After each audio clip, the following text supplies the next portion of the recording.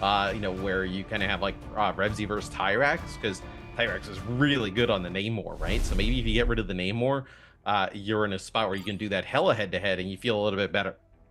Right, let's see what these Kanga bands look like. Yep, straight away. Lock it in. Windmill slamming the Wolverine band. Hypnotic is not going to get to play that today.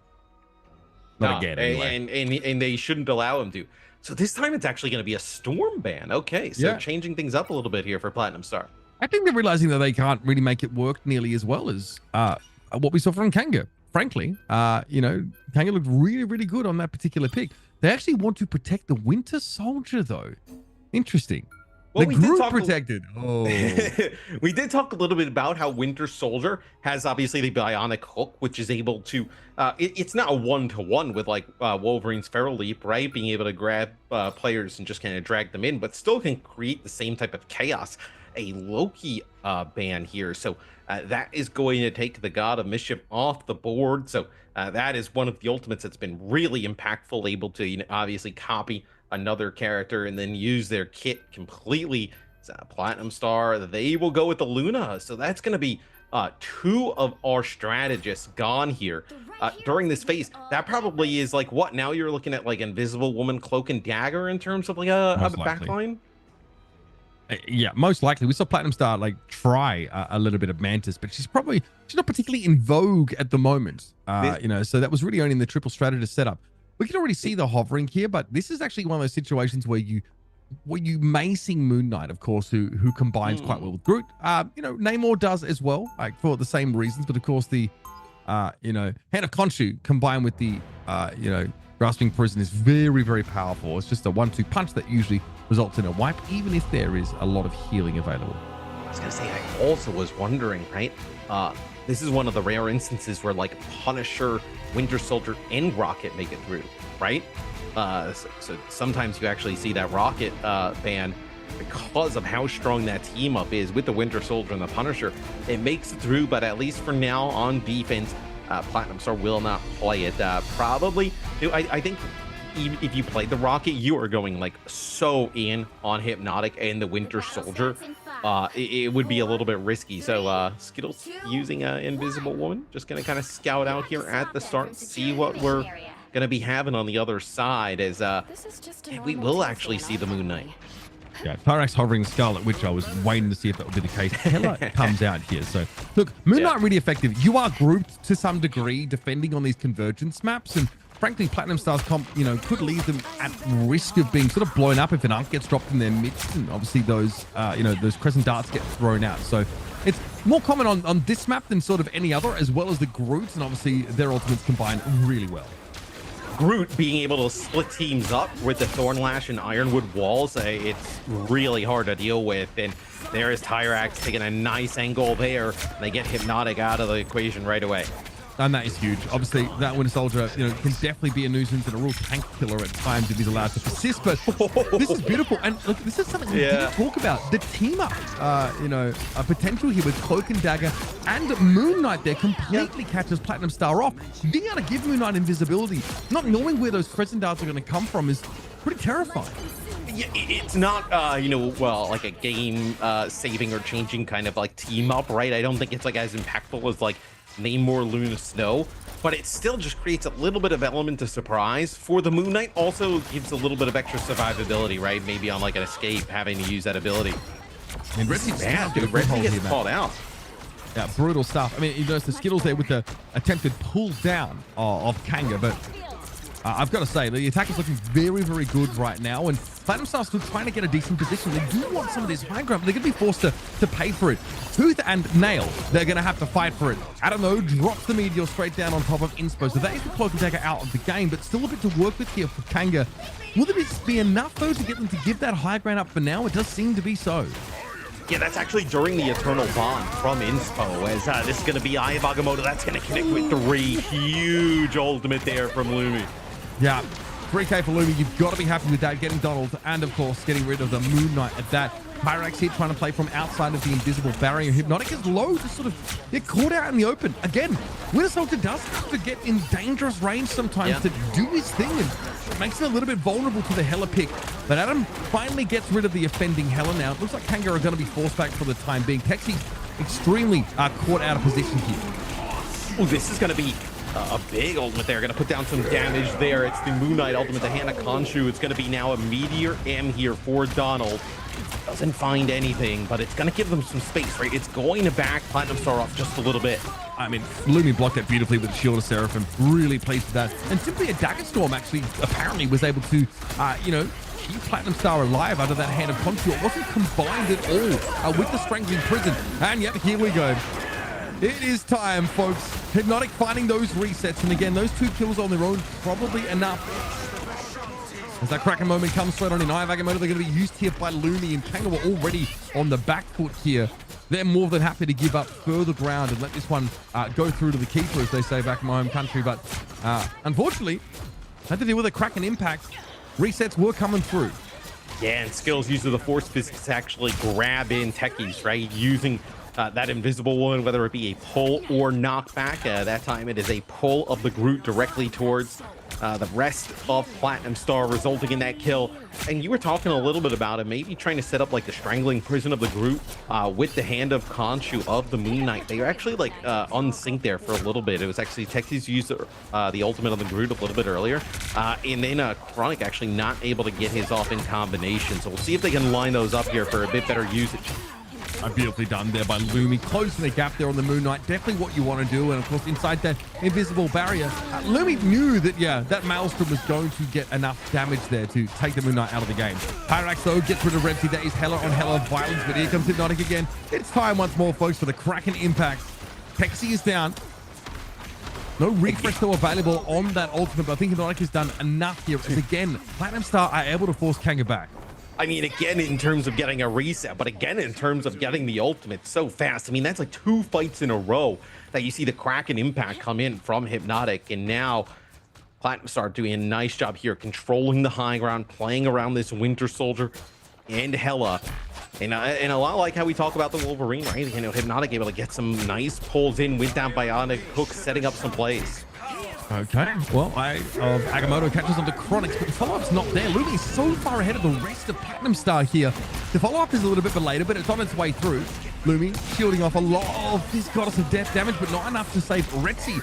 Lumi taken down by a Terror Cape of all things here, so 6v4 situation as Kanga push on in. Pexi's been out of sync again with the, with the Moon Knight. We haven't seen Kanga try and combo those ultimates yet, but they haven't had to. But you can also use that Hand of Khonshu a lot like how we see, you know, potentially like the Horn of Proteus from Namor, right? Where those ults can be a little bit more zoning, pushing the other team back and putting them in a little bit of a weird situation. It's going to be a TP here from Platinum Star up to the high ground. They want to take another fight. They don't want to allow this second checkpoint to be completed. Fight of both worlds here and available. It's definitely going to be effective. There will be an invisible boundary though thrown up here by Skittles. Oh, he's down. They've lost both of those key players in the blink of an eye. This Meteor ends it. They get charged up, by the way. Adam got farmed. For whatever reason, Kanga just firing those projectiles to be sucked up by Magneto. Crimson in trouble here. Not exactly where you want to find yourself as Invisible Woman, but that Eternal Bond healing at least is going to keep that Invisible Woman standing.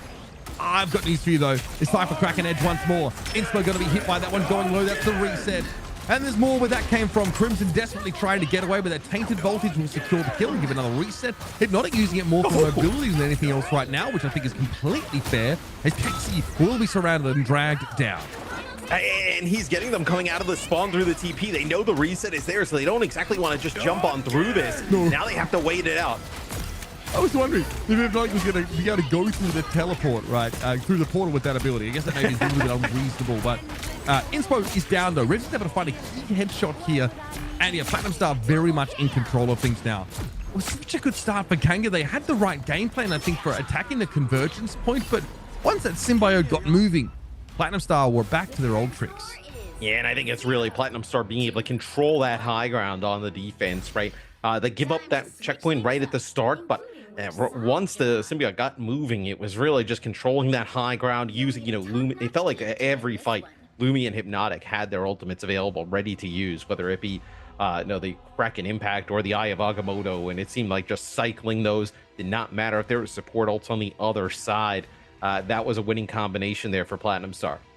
Seems a lot more comfortable for this Platinum Star team as well. Without a doubt. even without the Wolverine in play. They make sure they secure a good pick for Hypnotic. It's something that they really seem like they want to do with regularity. Well, Hypnotic pays that back with interest, though. It's been very important on this Winter Soldier. And the Winter Soldier was gone in the previous map, right? And also, I think if you're gonna play the Winter Soldier, like Storm is a pretty difficult target to hit if you're the Winter Soldier, right? Not a lot of ammo in Winter Soldier's clip. The range not super long, like you kind of get outranged potentially by Storm. It's also so a you get rid of it. Not hit scan. So Roster Stern not great at like those super long range targets. Like Winter Soldier really is like a mid to closer range hero, despite all appearances. The battle starts in 5, 4, 3, 2, See we got what we have on our defense. Really, the only change is Chronic gonna play the Psylocke, right? So probably putting a little bit more pressure onto Chronic. So we'll see how that plays out. You gotta behave yourself. My goodness. So yeah, this is obviously Platinum Star on this attack side now. Very similar composition. They really like the Winter Soldier. This is definitely the optimal range for Bucky to play at for the most part. Don here thinking about making use of this cannon in a moment, but no viable targets. Texi's going to be careful. They are liable to be surrounded right now, and the burst damage is so great. They're able to take to the skies, though, and get some space. They need to be healed up pretty quickly, as Donald will take his place in the front line instead. Huge pressure onto the tanks here of Kanga. Donald barely clinging to life. This is busy stuff for Crimson here. Desperately here alongside Inspo, trying to keep those vanguards standing, and it's worked out. Chronic's though taking a fair bit of damage. They've made this space for Tyrax, and let's hope he delivers. And this is something where, like, Kanga, right, you would end up playing like a Loki, but Loki's gone, right? We've seen them time and time again use that regenerative domain when their tanks get low, but it's going to be Remzi with 2 KOs. They get Donald extremely low, and they're able to heal it up at the start, but not last for long as Remzi cuts them up. You see how much better Revsy looks at like a range like this, as opposed to, what we saw in the first map. This is really where Hela is going to thrive. This sort of, again, similar to, what Winter Soldier offers in terms of effectiveness there. But Pixie was the first to go down, Matt. They really wanted to pressure that front line. Dude, time and time again, when we watch Kanga, right, Texi taking a lot of damage, trying to take as much space as possible, trading the HP to do so. That time it does not work out. Once the aggressive around the boxes over the point and ends up falling in the end is a little bit of an off angle here. Ooh. Just a little bit more, it would have been done the job. Crimson is just able to get away. Got us some death, though, available. I do think the Shield of the Seraphim a bit of a concern. So Texi, needs to be neutralized to some degree before racing to go fully aggressive with this, but looks like Dance of the Butterfly is going to force the Hela's hand. Here's the TP across now. No shield in Revsy's face, but also nothing really to look at now. You're just trying to guess, throwing those shots inside the invisible boundary, and no eliminations as a result of that. Lumi, though, has Eye of Agamotto at the ready, and of course, Kraken Edge is locked and loaded. And again, Revsy's looking for this same flank angle. This time, might be looking to stick around. Inspo flattened a dirty flank here off their Hela, and this is going to be kind of falling to pieces.